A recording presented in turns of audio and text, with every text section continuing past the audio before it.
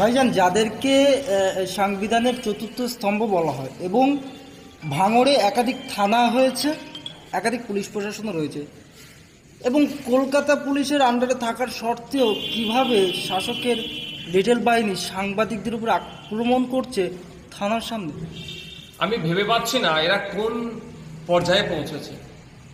রাজ্য সরকার গণতন্ত্রের বুলিয়া উড়াচ্ছেন, রাজ্য প্রশাসন ফেলাও করে এই প্রোগ্রাম সেই প্রোগ্রাম হ্যান ত্যান করছে, পুলিশ অন করছে, কিন্তু থানার সামনেই সাংবাদিকরা আজকে যেভাবে আক্রান্ত হলো, নিয়মিত আমি শিহরিত হয়ে উঠছি।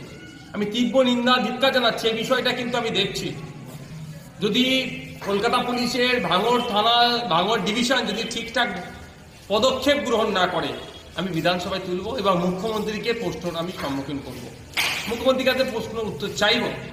আমি প্রশ্ন করব যে এমনি সাংবাদিক স্বাধীনতায় পশ্চিমবঙ্গ সহ ভারতবর্ষের অবস্থান অনেক তলনিতে, ভয়ঙ্কর জায়গায় পৌঁছে গিয়েছে।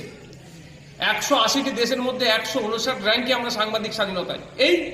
আর আপনারা খবর করছেন সাংবাদিক আমার বিপক্ষে যেতেই পারে, আমার পক্ষে আসবে সবটাই আশা করা আমার বৃথা। তো বিপক্ষে যাওয়ার জন্য আমি আপনাদের আক্রমণ করবো, আপনাদেরকে প্রাণঘাতী হামলা চালাবো আবার থানার সামনে। এটা কোন লেভেলের অসভ্যতা আমি চরমেরা পৌঁছেছে। এদের জবাব আগামী দিনে দিতে হবে।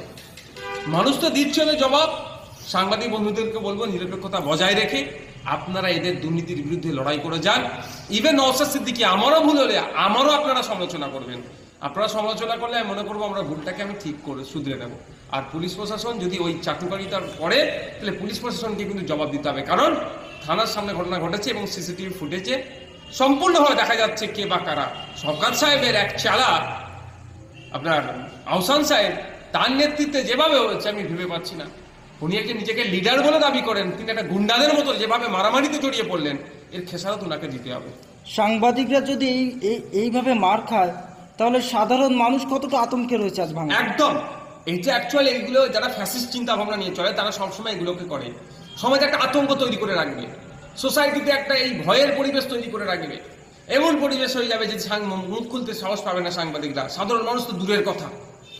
কদিন আগে মধ্যপ্রদেশে দুর্নীতি হয়েছে, তার বিরুদ্ধে খবর করেছে, পিটিয়ে খুন করে দিয়েছে।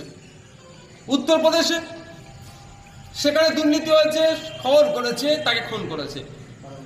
অসমে মুখ্যমন্ত্রীর দুর্নীতির বিরুদ্ধে খবর করেছে, তাকে গ্রেফতার করেছে। আবার নাকি তাকে দ্বিতীয়বার তাকে জামিন হয়ে গেছে, আবার নাকি তাকে বিভিন্ন ধারায় কেস করে তাকে গ্রেফতার করেছে। আর পশ্চিমবাংলা দেখুন, তৃণমূল কংগ্রেস দুর্নীতি করবে, অন্যায় করবে, মিথ্যা প্রচার করবে, তার বিরুদ্ধে এদিকে খবর করে।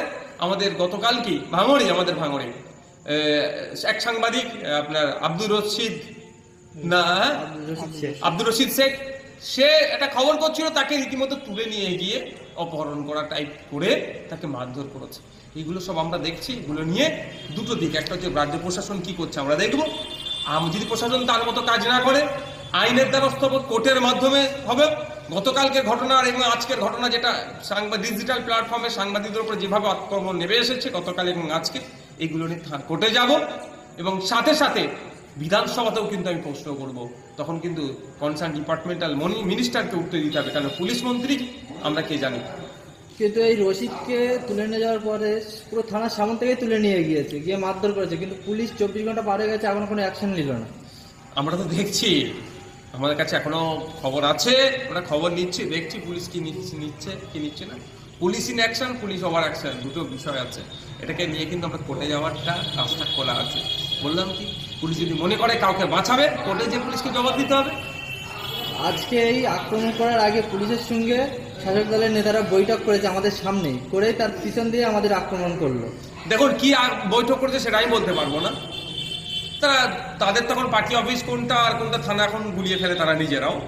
তারা দেখবেন অনেক সময় দেখবেন আইসির কলার ধরে মারছে, সিউড়িতে দেখলেন কেন এই ধরনের এই অবৈধ লোকেদের সাথে, অবৈধ মিনস যারা সমাজ বিরোধী, তাদের সাথে এই নেক্সাসের ফলে দেখবেন বিভিন্ন জায়গায় পুলিশকে তৃণমূলের লোকেরাই মারছে। কেন মারছে? এই দুর্নীতির সাথে যুক্ত আছে বলে। আমি চাইবো না ভাঙড় থানার, যদিও ভাঙড় থানার একটা অফিসারকে তো ওই 60 সালে তো মেরেছিল, আমি সেই ঘটনার পুনরাবৃত্তি হোক আমি চাইবো না। কিন্তু যতটুকু আমরা দেখতে পেয়েছি